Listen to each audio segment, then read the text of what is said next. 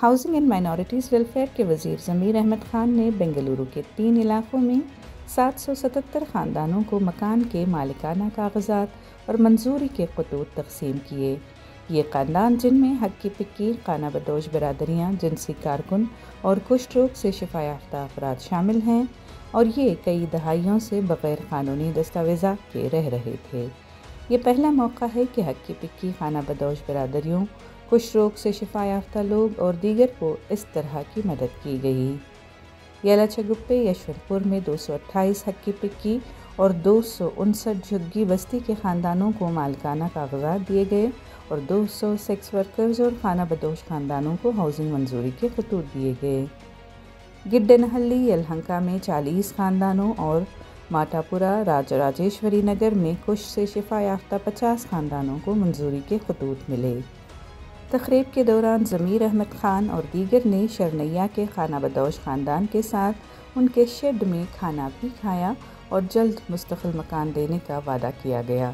ज़मीर अहमद ख़ान की ये सादगी और अज़्म बहुत से बेघर ख़ानदानों के लिए उम्मीद की किरण है। ಬಿಜೆಪಿ ಸರ್ಕಾರದಲ್ಲಿ ಏನು ಮಾಡಿದ್ರು 2021ರಲ್ಲಿ ಬಸವರಾಜ ಬೊಮ್ಮಾಯಿಯವರು ಮುಖ್ಯಮಂತ್ರಿ ಆಗಿದ್ರು. ಬಸವರಾಜ ಬೊಮ್ಮಾಯಿಯವರು ಮುಖ್ಯಮಂತ್ರಿ ಆಗಿದ್ರು. ಆ ಟೈಮಲ್ಲಿ ರಿವ್ಯೂ ಮಾಡಿಬಿಟ್ಟು ನಾವೇನು 6 ಲಕ್ಷ ರೂಪಾಯಿಗೆ ಬರೀ 2.5 ಲಕ್ಷ ಕೊಟ್ಟರೆ ಅವ್ರು ಮನೆ ಆಗೋದು. ರಿವ್ಯೂ ಮಾಡಿಬಿಟ್ಟು ಏನು ಮಾಡಿಬಿಟ್ಟು 10,60,000 ಮಾಡಿ ಅದು 60,000 ರೂಪಾಯಿ GST ಹಾಕಿ 11,20,000 ಮಾಡಿದ್ರು. ಈ ಕೊಟ್ಟು ಡಬಲ್ ಮಾಡಿಬಿಟ್ರು. ಸುಮಾರು ಡಬಲ್ ಮಾಡಿಬಿಟ್ರು. ಅಂದ್ರೆ ಎಲ್ಲಿಂದ 6 ಲಕ್ಷ ಬಡವರು 6 ಲಕ್ಷನೇ ದೊಡ್ಡದು ಅವ್ರಿಗೆ. ಇನ್ನು 12 ಲಕ್ಷ 11 ಲಕ್ಷ ಮಾಡಿದ್ರೆ ಎಲ್ಲಿಂದ ತರಕ್ಕೆ ಸಾಧ್ಯ? ಆಮೇಲೆ ನಮ್ಮ ಸರ್ಕಾರ ಬಂದಾದ್ಮೇಲೆ ಇದೇ ನಿಮ್ಮ MLA ಸೋಮಶೇಖರ್ ಅವರು ಬಂದಿದ ನಂತರ ಇಲ್ಲ ಗುರು ಓಟ್ ಟೈಮಲ್ಲಿ ಸಿದ್ದರಾಮಯ್ಯ ಇರುವಾಗ 6 ಲಕ್ಷ ಮಾಡಿದ್ರು, ಇವ್ರು ಬಿಜೆಪಿ ಅವರು 11,60,000 ಮಾಡಿಬಿಟ್ಟಿದ್ದಾರೆ. ದಯಮಾಡಿ ಮುಖ್ಯಮಂತ್ರಿಗಳ ಜೊತೆ ಒಂದು ಮೀಟಿಂಗ್ ಮಾಡಿ ಆದಷ್ಟು ಬೇಕಾದಷ್ಟು ಬಡವರು ಕಡಿಮೆ ಮಾಡುವ ಅಂತ ಹೇಳ್ಬಿಟ್ಟು ಒಂದು ಇವ್ರ ನೇತೃತ್ವದಲ್ಲೇ ಸೋಮಶೇಖರ ನೇತೃತ್ವದಲ್ಲೇ ಒಂದು ಮೀಟಿಂಗ್ ಮಾಡಿದ್ವಿ. ಬಡವರ ಬಗ್ಗೆ ಕಾಳಜಿ ಇದ್ದಿದ್ದ ಕಾರಣಕ್ಕೆ ಸಿದ್ದರಾಮಯ್ಯ ಇಲ್ಲ ಕಣೋ ಬಡವರು ಅಷ್ಟು ಕಟ್ಟಕ್ಕೆ ಸಾಧ್ಯ ಆಗಲ್ಲ, 2 ಲಕ್ಷ ಸರ್ಕಾರ ವತಿಯಿಂದ ನಾನು ಕೊಡ್ತೀನಿ ಅಂತ 1 ಲಕ್ಷ ರೂಪಾಯಿ ಕಡಿಮೆ ಮಾಡಿದ್ರು. ಅವ್ರ ಬಡವರ ಬಗ್ಗೆ ಕಾಳಜಿ ಇದ್ದಿದ್ರೆ ಅವ್ರು 6 ಲಕ್ಷ ಇದ್ದಿದ್ದು 11,60,000 ಮಾಡೋರು, ಅವರು 11,20,000 ಮಾಡೋರು. ದಯಮಾಡಿ ಇದೆಲ್ಲ ತಾವು ಅರ್ಥ ಮಾಡ್ಕೊಳ್ಬೇಕಾಗ್ತದೆ.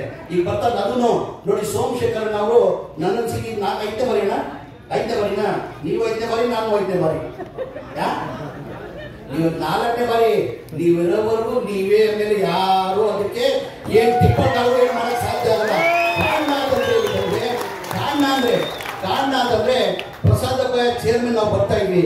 ಏನಣ್ಣ ನಾನು ಈ ತರ ಕ್ಷೇತ್ರ ಇಟ್ಕೊಂಡ್ರೆ ಸೋಮಶೇಖರ್ ನನ್ಗೆ ಗೊತ್ತಿಲ್ಲ, ಈ ತರ ಯಾರ ಕ್ಷೇತ್ರ ಇಟ್ಕೊಂಡಾರ ಎಲ್ಲೂ ಒಂದು ಕೆಲಸ ಬಾಕಿಲ್ಲ ಆ ತರ ಕೆಲಸ ಮಾಡಿದ್ರೆ ಯಾರೇ ಸ್ವಾಮಿ ನಿಮ್ ಸೋಲ್ಸಕ್ ಸಾಧ್ಯ? ಯಾವನಾಗ ಬಿಟ್ಟು ನಿಮ್ಗೆ ಸೋಲ್ಸಕ್ಕೆ ಸಾಧ್ಯ ಆಗಲ್ಲ. ಜನ ನಿಮ್ ಪರ ಇದ್ದಾರೆ. ಹಾಗಾಗಿ ಸೋಮಶೇಖರಣ್ಣ ಅವರು 1 ಲಕ್ಷದ ಮನೆಗಳಲ್ಲಿ 14,800 ಮನೆ ಇವ್ರ ಕ್ಷೇತ್ರಕ್ಕೆ ತಂದವ್ರೆ. ಎಷ್ಟು? 1 ಲಕ್ಷದಲ್ಲಿ 14,800,000 ಮನೆ ಇವ್ರ ಕ್ಷೇತ್ರಕ್ಕೆ ತಂದವ್ರೆ. ಅಂದ್ರೆ ಇವ್ರ ಬಡವ್ರ ಬಗ್ಗೆ ಕಾಲೇಜ್ ಇದೆ, ಕ್ಷೇತ್ರದಲ್ಲಿ ಕೆಲಸ ಮಾಡಬೇಕು. ಯಾವಾಗಲೂ ಅದೇ ಹೇಳೋದು, ಗುರು ನನ್ನ ಕ್ಷೇತ್ರದಲ್ಲಿ ಬರ್ತಾರೆ, ಮಂತ್ರಿಯಾಗಿ ಕೆಲಸ ಮಾಡಿದ್ದಾರೆ.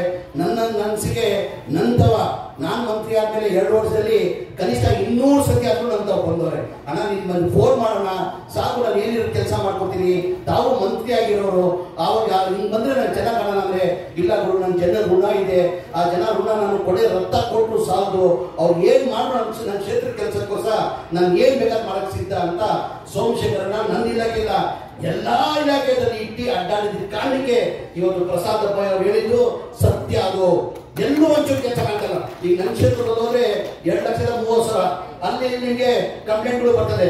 ನಿಮ್ಮಲ್ಲಿ 6.5 ಲಕ್ಷಕ್ಕೆ ಏನು ಒಂದು ಪೈಸೆ ಕಂಪ್ಲೇಂಟ್ ಇಲ್ಲ. ನನ್ನ ಯಾವ ಕಂಪ್ಲೇಂಟ್ ಇಲ್ಲ. ಆ ಥರ ಕ್ಷೇತ್ರ ತಾವು ಇಟ್ಕೊಂಡಿದ್ದೀರಾ. ನಮಗೂ ಅಷ್ಟೇ, ನಾನು ವಸತಿಯಾಗಿ ನಮ್ಮ ಮನೆ ಮುಖ್ಯಮಂತ್ರಿಗಳು ಉಪಮುಖ್ಯಮಂತ್ರಿಗಳು DK ಶಿವಕುಮಾರ್ ಅವರು ಅವಕಾಶ ಮಾಡಿಕೊಟ್ಟಿದ್ದಾರೆ. ನಾನು ಪ್ರಸಾದ್ ಅವರು ಪದೇ ಮಾತಾಡ್ಕೊಳ್ತೀವಣ್ಣ, ನಿಮ್ಮ ಜೀವನ ನೋಡ್ರೆ ನಮ್ ಬೇಡ, ಅದು ಆ ಥರ ಜೀವನ ದೇವರು ಏನಿಗಪ್ಪ ಅಂತ ನಮಗೂ ಒಂದೊಂದ್ಸತಿ ಕಣ್ಣಲ್ಲಿ ಬರ್ತದೆ. ನಾವು ಆದಷ್ಟು ನಾವು ಪ್ರಯತ್ನ ಮಾಡ್ತಾ ಇದೀವಿ ಸುಧಾರಣೆ ಮಾಡುವ ಸ್ಲಮ್ಗಳು ಅಂತ ಹೇಳ್ಬಿಟ್ಟು ನಾವು ಆದಷ್ಟು ಪ್ರಯತ್ನ ಮಾಡ್ತಾ ಇದೀವಿ. ಇನ್ನೊಂದು ಮಾಡಿದೀವಣ್ಣ ನಾವು ಈ ಥರ ಮನೆಗಳಲ್ಲಿ. ಈಗ ನೆಕ್ಸ್ಟ್ ಮಾನ್ಯ ಮುಖ್ಯಮಂತ್ರಿಗಳು ಏನು ಮಾಡಿದಾರ, ನಮ್ಮ ವಸತಿ ಬಜೆಟ್ ಇದ್ದಿದ್ದು 3,000 ಬಜೆಟ್ ಇದ್ದಿದ್ದೇನ ULB ಸ್ಕೀಮ್ ಅಂತ ಇವತ್ತು ಗೊತ್ತು. ಒಂದು ಮನೆ 1,20,000 ನಾವು ಕೊಟ್ಟು ಅವರೇ ಕಟ್ಕೊಡೋದು ಒಂದು ಸ್ಕೀಮ್ ಇದೆ. ಅದಕ್ಕೆ ಮನೆ ಮುಖ್ಯಮಂತ್ರಿಗಳು ಬರೋ ವರ್ಷದಲ್ಲಿ ಅದಕ್ಕೆ 3.5 ಲಕ್ಷ ಮಾಡ್ಬೇಕಂತ ತೀರ್ಮಾನ ಮಾಡಿದ್ದಾರೆ. 1 ಲಕ್ಷದಲ್ಲಿ ಏನು ಆಗಲ್ಲ, 1,20,000 ಏನೂ ಆಗಲ್ಲ, ಅದು 3.5 ಲಕ್ಷ ಮಾಡುವಂತ ತೀರ್ಮಾನ ತಗೊಂಡಿದ್ದಾರೆ. ಈ ಬಾರಿನ ನಾನು ಮನೆಗಳು ಕೊಡಬೇಕು ಅಂತ ಮನೆ ಮುಖ್ಯಮಂತ್ರಿಗಳು ಬೇಡಿಕೆ ಇಟ್ಟಿದೆ. 2 ವರ್ಷದಿಂದ ಬಿಜೆಪಿ ಸರ್ಕಾರದವರು ಕೊಟ್ಟಿಲ್ಲ, ನಾವು ಮನೆಗಳು ಕೊಟ್ಟಿಲ್ಲ.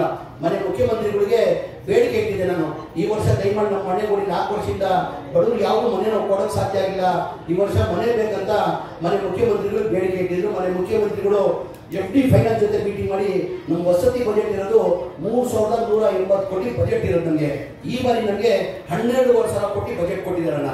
ಆನ್ಗೋಯಿಂಗ್ ULB ಸ್ಕೀಮ್ದು ಈ ಮನೆಗಳು 9.5 ಲಕ್ಷ ಕಂಪ್ಲೀಟ್ ಆಗಬೇಕಾದ್ರೆ ಅದಕ್ಕೆ 4.5 ಲಕ್ಷ ಬೇಕಾಗ್ತದೆ. ನಮ್ಮ ಸ್ಲಮ್ ಬೋರ್ಡ್ ಮನೆಗಳು ಕಂಪ್ಲೀಟ್ ಆಗಬೇಕಾದ್ರೆ 7,100 ಕೋಟಿ ಬೇಕಾಗ್ತದೆ. ರಾಜೀವ್ ಗಾಂಧಿ ಮನೆಗಳು ಕಂಪ್ಲೀಟ್ ಮಾಡಬೇಕಾದ್ರೆ 2,100 ಕೋಟಿ ಬೇಕಾಗ್ತದೆ. ಒಟ್ಟಾಗಿ ನನಗೆ 12,500 ಕೋಟಿ ಬಜೆಟ್ ಕೊಟ್ಟಿದ್ದಾರೆ. ಮನೆ ಮುಖ್ಯಮಂತ್ರಿಗಳು ಏನಿದ್ದಾರೆ, ಈ ಬಜೆಟ್ ಈ ವರ್ಷ ಈ ಅನ್ಕಂಪ್ಲೀಟ್ ಇರೋದು ಮನೆಗಳು ಕಂಪ್ಲೀಟ್ ಮಾಡಿದ್ರು. ಬರೋ ವರ್ಷ ನಾವು ಬಡವರಿಗೆ ಫ್ರೀ ಮನೆ ಕಟ್ಟುವ ಇದೇ ಬಜೆಟ್ನ 12,500 ಕೋಟಿ ನಾನು ವಸತಿಗೆ ಇರ್ತೀನಿ ಅಂತ ಮನೆ ಮುಖ್ಯಮಂತ್ರಿಗಳು ಮಾತು ಕೊಟ್ಟಿದ್ದಾರೆ. ಆದಷ್ಟು ನಾವು ಪ್ರಯತ್ನ ಮಾಡ್ತೀವಿ ಸ್ಲಮ್ ಡೆವಲಪ್ ಮಾಡ್ಬೇಕಂದ್ರೆ ಅವ್ರ ಜೀವನ ನಮಗೆ ನೋಡೋಕೆ ಸಾಧ್ಯ ಆಗ್ತಾ ಇಲ್ಲ. ನಾವು ಸ್ಲಮ್ ಡೆವಲಪ್ ಮಾಡಬೇಕಂದ್ರೆ ಮನೆ ಮುಖ್ಯಮಂತ್ರಿಗಳಿಗೆ ಮೊನ್ನೆ ನಾವು ಮೀಟಿಂಗ್ ಮಾಡಿದ್ವಿ. ಟೋಟಲ್ ಒಟ್ಟ